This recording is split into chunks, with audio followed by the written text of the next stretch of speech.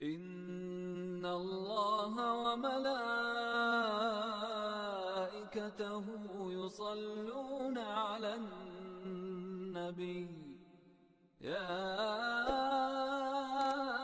أيها الذين آمنوا صلوا عليه وسلموا تسليما.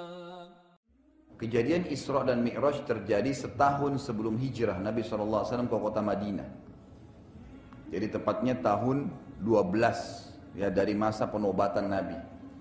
Ini disebutkan dalam riwayat Al-Baihaqi dalam kitab Dalailun Nubuwah. Dan juga diriwayatkan oleh Imam Bukhari, dikatakan Isra Mi'raj terjadi tepatnya setelah Abu Talib meninggal. Kisah Isra Mi'raj ini disebutkan oleh Allah SWT dan dinamakan surah Al-Quran dengan kejadian tersebut, surah Isra. Surah Al-Isra ini urutan 17 dalam Al-Quran dan Allah ceritakan di ayat satunya, A'udzubillahi minasyaitonirrajim, Bismillahirrahmanirrahim.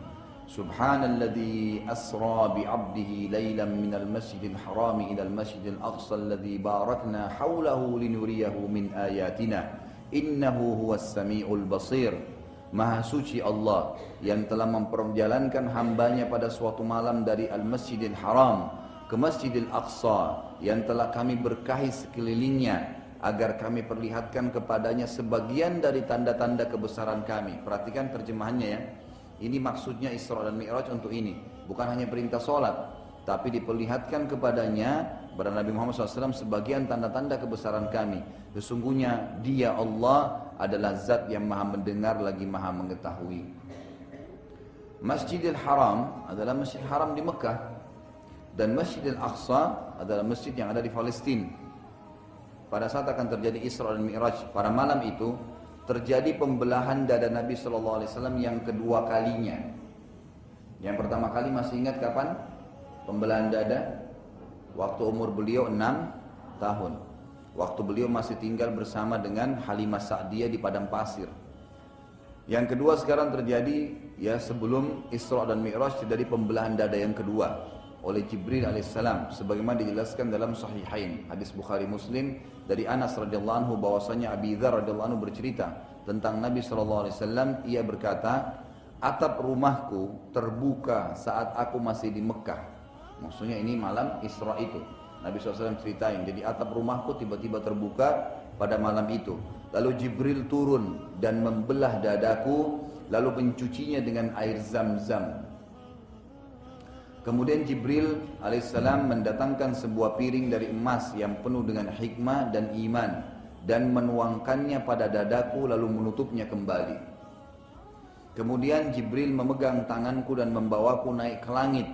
Saat tiba di langit pertama, Jibril berkata pada penjaganya, bukalah. Penjaga tersebut, penjaga langit dari malaikat berkata, siapa kamu? Jibril menjawab, aku Jibril. Penjaga berkata, apakah engkau bersama orang lain? Jibril menjawab, iya, Muhammad. Penjaga tersebut dari malaikat berkata, apakah ia telah diizinkan untuk lewat? Kata Jibril alaihissalam, iya. Maka bukalah.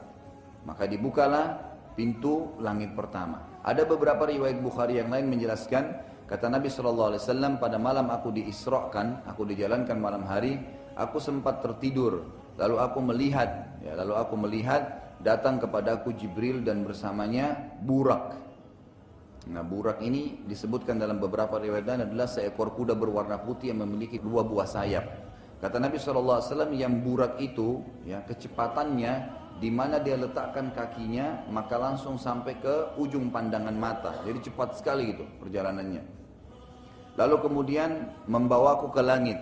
Kemudian terjadilah kalimat yang sama. Jibril berbicara dengan penjaga langit dan berkata, ya, bukalah. Maka penjaga langit sempat berkata, dari malaikat nih, siapa kamu?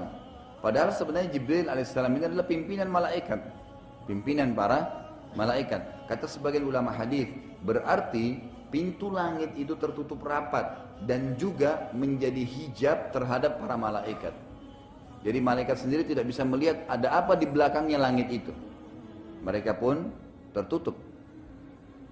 Lalu kata Nabi SAW, saat kami sedang di langit pertama, kami melihat seseorang yang sebelah kanannya terdapat sekelompok orang dan sebelah kirinya juga sekelompok. Ada orang lagi duduk, sebelah kanannya ada orang, sebelah kirinya ada orang, sekelompok-sekelompok gitu. Bila orang itu melihat ke arah kanannya, maka ia tertawa. Dan bila ia lihat ke arah kirinya, ia menangis. Ia berkata kepadaku, selamat bertemu wahai anak yang saleh dan nabi yang saleh. Aku bertanya pada Jibril, siapa orang ini wahai Jibril? Nabi SAW tidak tahu. Kata Jibril AS, ia adalah Adam. Dan yang di kanan dan kirinya adalah keturunannya. Yang di sisi kanannya penghuni surga. Makanya dia tertawa dan tersenyum waktu melihat mereka. Dan yang di sisi kirinya adalah dari keturunannya yang merupakan penghuni neraka. Wa na'udzubillah. Karena itulah, bila ia melihat ke arah kanan ia tertawa dan bila ia lihat ke kiri dia menangis. Lalu aku dibawa oleh Jibril ke langit yang kedua. Saat tiba di langit kedua, Jibril berkata lagi pada penjaganya, ada lagi penjaga langit kedua. Bukalah. Lalu penjaga tersebut menanyakan sama dengan penjaga langit pertama. Siapa engkau? Dia mengatakan Jibril. Siapa bersamamu? Muhammad. Apakah dia sudah diizinkan? Iya. Bukalah, baru dibuka pintunya. Riwayat Bukhari lain menjelaskan juga bahwasanya Nabi SAW bersabda, saat saya sedang di Masjidil Haram, Jibril AS datang kepada saya lalu membawa saya dengan burak atau hewan antara kuda dan keledai dan membawa saya ke Masjid Aqsa. Kalau tadi kan riwayat pertama itu langsung ke langit. Nah ini riwayat yang kedua menjelaskan ke Masjid Aqsa. Maka Nabi SAW pun lalu masuk dalam masjid dan ternyata di dalamnya berkumpul seluruh Nabi. Lalu beliau SAW ya, sholat dan mengimami mereka. Bagaimana? Allahu alam, kita nggak tahu. Jadi ini jelas alam ruh ya, karena semua nabi-nabi dan rasul itu dihadirkan oleh Allah SWT di Masjid Aqsa waktu itu dan Nabi SAW sholat mengimami mereka. Juga tidak dijelaskan tentang sholat apa itu. Disebutkan juga dalam ringkasan riwayat, burak mempunyai kecepatan dengan meletakkan sekali kakinya maka langsung sampai ke tujuan. Juga bisa dibayangkan bagaimana kemuliaan Masjid Aqsa pada saat itu sampai semua Nabi alaihimussalam kumpul dan sholat berjamaah dan dipimpin oleh manusia yang terbaik Nabi kita Muhammad sallallahu alaihi wasallam. Lalu Jibril alaihissalam datang dan membawa 2 buah gelas pada saat itu ya. Yang satu berisi susu dan yang lainnya berisi khamar. Lalu Nabi sallallahu alaihi wasallam disuruh pilih, yang mana kau pilih wahai Muhammad? Nabi SAW mengatakan, maka aku pun memilih susu. Dan Jibril berkata, engkau telah memilih dengan benar, maka engkau dan umatmu mendapatkan petunjuk. Lalu saya dimi'rajkan ke langit. Sebagaimana ya ada juga di dalam bahasa Arab, mi'raj itu bisa berarti sebuah tangga yang dinaikin. Orang kalau naik ke atas pakai tangga namanya mi'raj. Nabi SAW mi'raj ke langit ya, menaiki sebuah tangga terbuat dari cahaya. Sekejap saja Nabi SAW dengan Jibril SAW sampai ke langit bumi atau langit pertama. Lalu Jibril SAW mengetuk pintu langit pertama. Malaikat penjaga langit pertama bertanya siapa? Jibril SAW berkata saya Jibril. Malaikat penjaga berkata siapa bersamamu? Jibril berkata alaihissalam Muhammad. Malaikat penjaga berkata saya tidak diizinkan kecuali untuknya. Ini riwayat lain ya buat Bukhari. Jadi tadi pertama mengatakan apakah dia sudah diizinkan, tapi riwayat kedua mengatakan saya tidak mengizinkan manusia masuk ke sini kecuali dia, Muhammad saja. Malaikat penjaga berkata, saya tidak diizinkan kecuali untuknya. Lalu Nabi SAW naik dan pada langit pertama beliau melihat SAW seseorang yang sangat besar dan tinggi badannya mencapai 60 siku ke langit. Kalau 60 siku ini kurang lebih 27,5 meter. Tingginya ke langit, kayak raksasa gitu kan. Setiap kali dia lihat ke sebelah kanannya maka ia tersenyum dan setiap kali lihat ke sebelah kirinya ia menangis. Nabi SAW bertanya padanya atau pada Jibril, siapa orang tersebut? Jibril SAW mengatakan itu adalah ayahmu Adam alaihissalam. Bila ia melihat ke sebelah kanannya ia tersenyum karena melihat dari keturunannya yang merupakan penghuni surga. Dan bila ia melihat ke sebelah kirinya ia menangis karena melihat keturunannya yang akan masuk neraka. Saat bertemu dengan Adam AS maka Nabi Adam AS berkata, selamat datang wahai anak yang saleh. Saya diperlihatkan 2 mata air yang mengalir dengan kencang, kata Nabi SAW pada saat itu ya, masih kisah di langit pertama. Saya bertanya pada Jibril alaihissalam, apa itu? Jibril berkata itu adalah sumber mata air Nil dan Furat. Nah ini kalau sungai Nil ada di Mesir, kalau Furat ada di Turki. Lalu kata Nabi SAW, saya juga diperlihatkan orang-orang yang berenang di lautan darah. Dan di pinggiran lautan itu seseorang yang menunggu. Siapapun yang sampai di pinggiran langsung dihantam pada mulut mereka dengan batu hingga mulutnya hancur dan terpaksa jatuh ke lautan tersebut lagi. Saya lalu bertanya pada Jibril, siapa mereka itu? Kenapa begitu luar biasa siksaannya? Jibril menjawab, mereka itu para pemakan harta anak yatim.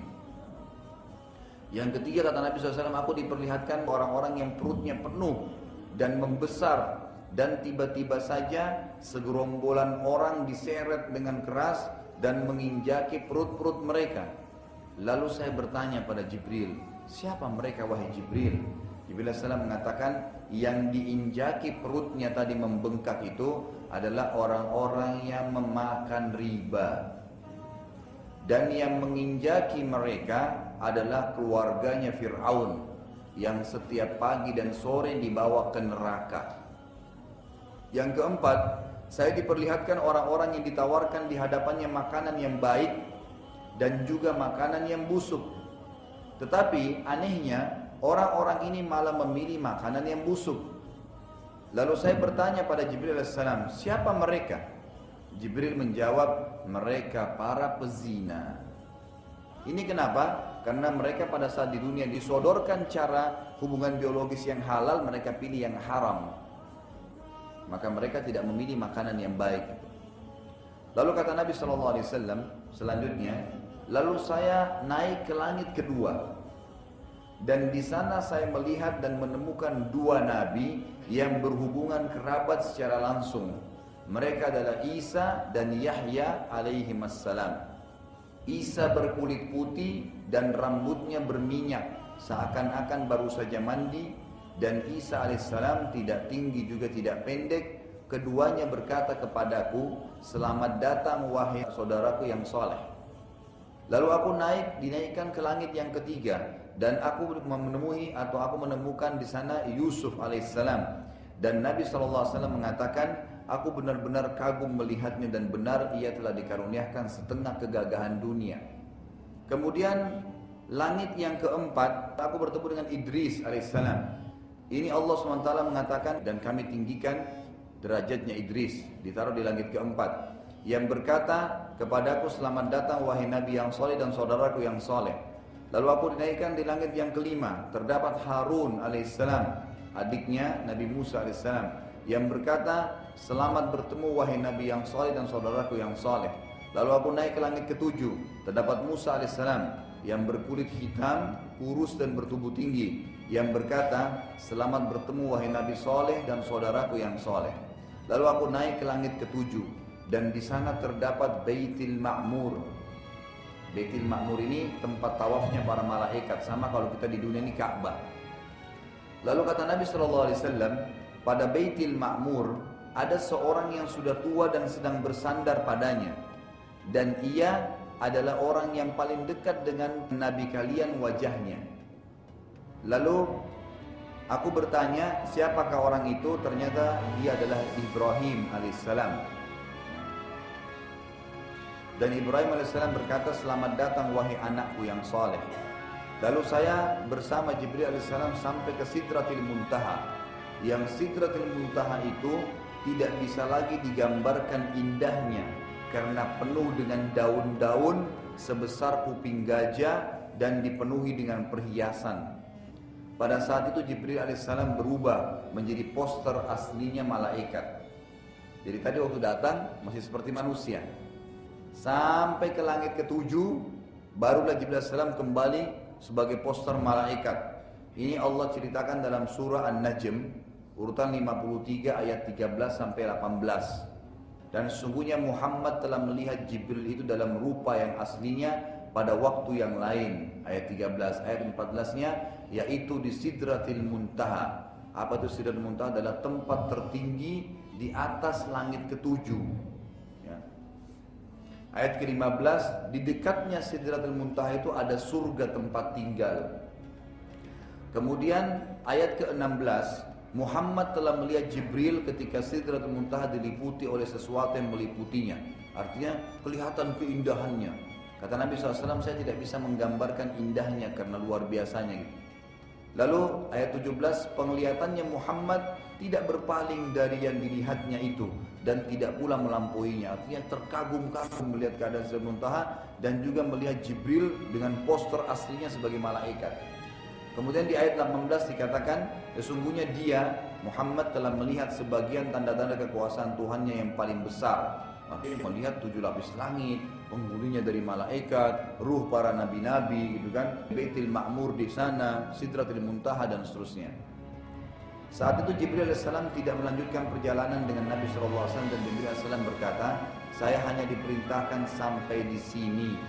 Nabi SAW berkata, tiba-tiba cahaya Allah Subhanahu wa taala menerangi seluruh Sidratul Muntaha hingga menjadi sangat indah dan tidak dapat digambarkan lagi keindahannya.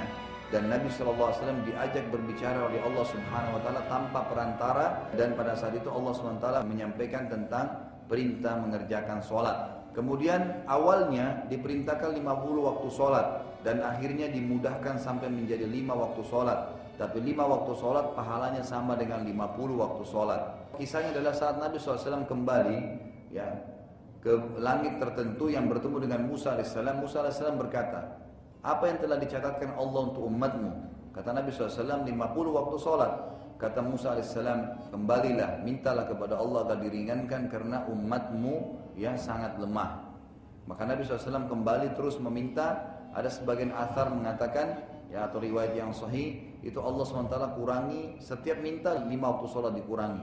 Sampai terakhir, ya Musa AS selalu mengatakan, kembalilah masih berat, kembalilah masih berat. Dan Allah SWT mengatakan, wahai Muhammad, dia adalah 5 waktu sholat, tapi pahalanya adalah 50 waktu sholat.